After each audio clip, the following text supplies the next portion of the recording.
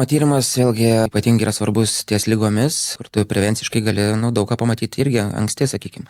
Aišku, galbūt kai kas bijo atlikti jį, čia mes kalbam ne tik apie vaikus, bet ir apie suaugusius, bet kuo anksčiau tu pamatysi, tuo gali greičiau užsiimti prevenciją. Jeigu yra kažkokia priežastis, tai geriau ją iškart žinoti ir gyventi, negu imituoti, kad jos tarsi nėra ir apsimeskim, kad viskas gerai. Tas galioja visiems tyrimam ir kraujo tyrimam, tai galim ir kraujo tyrimų nesidaryti su baime, kad kažką atrasnu. Tai manau, su genetika kaip tik yra gal jis toks, pavadinkim, lankstesnis tyrimas, nes jeigu yra kažkokios genetinis pokytis, tai vėlgi nebūtinai, kad jis ten rytoj jau pasireikš.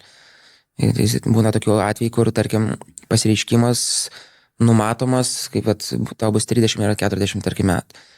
Tai yra didžiulis laiko tarpas, jeigu kalbant apie vaikus, kur tu gali jau pasiruošti arba laukti kažkokių inovacijų, kurios gal ateis už metų kitų. Tai aš manau, kad tą tikrai reikia žinoti ir geriau jau investuoti, tada konvertuoti šitą baimę į, sakykime, gyvensenos pokyčius, kurie kompensuotų tos genetinius pokyčius.